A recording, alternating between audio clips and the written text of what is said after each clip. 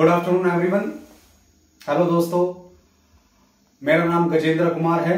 मैं care skill academy में RACW का ट्रेनर हूं। एक बार फिर से आपका इस यूट्यूब चैनल में आपका स्वागत है नए टॉपिक के साथ। तो हम शुरू करते हैं। आज का हमारा जो टॉपिक है क्या है, टाइप्स ऑफ एयर कंडीशनिंग। तो एयर कंडीशनिंग के टाइप्स के बारे में जानने से पहले हमें आपको ये जानना होगा कि आप हर चीज की कोई हिस्ट्री होती है, किसी चीज का इतिहास। जैसे हमारा भाप का इंजन जो होता है किसने बनाया? जेम्स वाट, एक साइंटिस्ट थे, उन्होंने बनाया। बल्ब का आविष्कार किसने किया था? Thomas Edison. और एयर कंडीशनिंग का आविष्कार, सबसे पहले हिस्ट्री जो इसका इतिहास है, इसका आविष्कार किसने किया था एयर कंडीशनर का?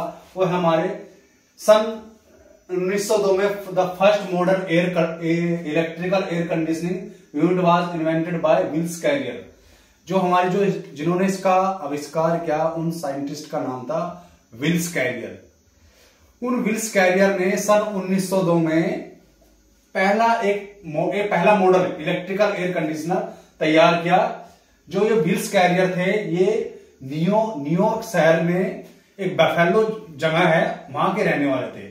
तो उन्होंने 1902 में जो पहला एयर कंडीशनर स्टार्ट किया हमारा, तो ये हमारी इसकी हिस्ट्री है एयर कंडीशनिंग की।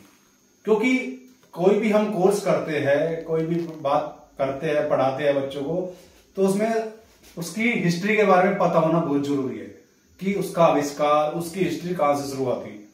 तो ये आपको क्लियर है कि 1902 में जो इसके साइंटिस्ट थे विल्स कैरियर, उन्होंने वो न्यूयॉर्क शहर के रहने वाले थे, बफेलो जगह के। अब आते हैं हम अपने टॉपिक के ऊपर। हमारा जो नेक्स्ट टॉपिक है टाइप्स ऑफ एयर कंडीशनिंग। जिस टॉपिक की हम बात करते हैं, आज का जो हमारा टॉपिक है टाइप्स ऑफ एयर कंडीशनिंग। अब एयर कंडीशनिंग जो है, हमारे एयर कंडीशनिंग सिस्टम 4 प्रकार के होते हैं। कौन कौन से? Number 1 window air conditioner, number 2 split air conditioner, number 1 window air conditioner, number 2 split air conditioner, number 3 package air conditioner and number 4 central air conditioner. तो जो कंडीशनिंग है, ये सिस्टम है हमारा 4 भागों में इसको डिवाइड किया गया है।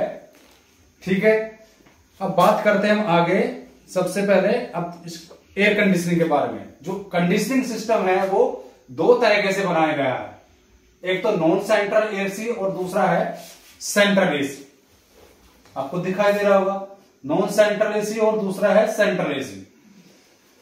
नॉन सेंट्रल एसी जो है हमारा एयर कंडीशनिंग के अंदर, जो नॉन सेंट्रल एसी है उसमें 2 तरह के सिस्टम होते हैं, एक तो विंडो एयर कंडीशनर और split air conditioner. Non central air conditioning system उसे कहते हैं जो कि डोमेस्टिक, जो घरेलू में यूज होने वाले एयर कंडीशनर है घरों के अंदर, तो उसको डोमेस्टिक बोलते हैं, डोमेस्टिक पर्पज यूज। तो पहला है विंडो एयर कंडीशनर और दूसरा है split air conditioner. Window air conditioner हमारा एक ही तरह का होता है और स्प्लिट एयर कंडीशनर भी हमारे जो स्प्लिट एयर कंडीशनिंग को जो डिवाइड किया गया उसकी इंडोर की बनावट के हिसाब से कि वो कितने टाइप के होते हैं। Number 1 floor mounted, number 2 ceiling mounted, number 3 high wall mounted AC and number 4 cassette AC. एक जो नंबर 1 है इसमें, जो स्प्लिट एसी का जो फ्लोर माउंटेड होते हैं, जो जैसे हमारे फ्लोर के ऊपर रखकर उनको, जैसे टावर एसी होते हैं, उसमें इसको यूज किया जाता है। सीलिंग माउंटेड होते हैं जो छतों में, दीवारों में सीलिंग करके उनको लगा दिया जाता है। तीसरा है हाई वॉल माउंटेड एसी, जो हमारे नॉर्मल स्प्लिट एसी होते हैं उनको बोलते हैं high wall mounted split AC. क्योंकि हाई वॉल का मतलब है हमारी एक आदमी की, एक इंसान की हाइट से ज्यादा हाइट, नॉर्मल 6 फीट की हाइट होता है, उससे ऊपर जो हाइट होगी 7 फीट, इसके जो नॉर्मल हाइट होती है 7 फीट के ऊपर हम इसको लगाते हैं, तो इसको बोलते हैं किसके ऊपर? दीवार के ऊपर। तो हाई वॉल माउंटेड एसी। और नंबर 4 है कैसेट। कैसेट एसी को भी हम क्या है, छतों में सीलिंग करके उसको लगाते हैं। जैसे हमारे एटीएम बैंक हो गए, ट्रेनिंग हॉल हो गए, हॉस्पिटल्स वगैरह हो गए, यहां पर हम इनको यूज करते हैं। तो ये आपको पता चला नॉन सेंट्रल एसी के बारे में, window AC and split AC. Split AC हो गया floor mounted, ceiling mounted, high wall mounted and cassette type. आगे बढ़ते हैं। अब जो हमारा जो सेंट्रल एसी है, सेंट्रल एसी हमारा भी वो दो तरह का होता है। एक तो डक्टेबल पैकेज यूनिट एंड दूसरा है central plant. Ductable package unit हमारा कौन सा होता है? एयर कूल्ड और वाटर कूल्ड। जो ये एयर कूल्ड जो वाटर कूल्ड है, किसके ऊपर डिपेंड करके इसको बांटा गया है? इसके कंडेंसर का टाइप के हिसाब से। जो इसके जो कंडेंसर होंगे, कंडेंसर को ठंडा करने का माध्यम एयर कूल्ड भी हो सकता है और उसको ठंडा करने का माध्यम वाटर कूल्ड भी हो सकता है। जो एयर के द्वारा ठंडा होगा उसको एयर कूल्ड कंडेंसर बोलेंगे, जो वाटर पानी के द्वारा ठंडा करेंगे उसको वाटर कूल्ड कंडेंसर बोलेंगे। और नेक्स्ट है सेंटर प्लांट। सेंटर प्लांट में बढ़ते हैं,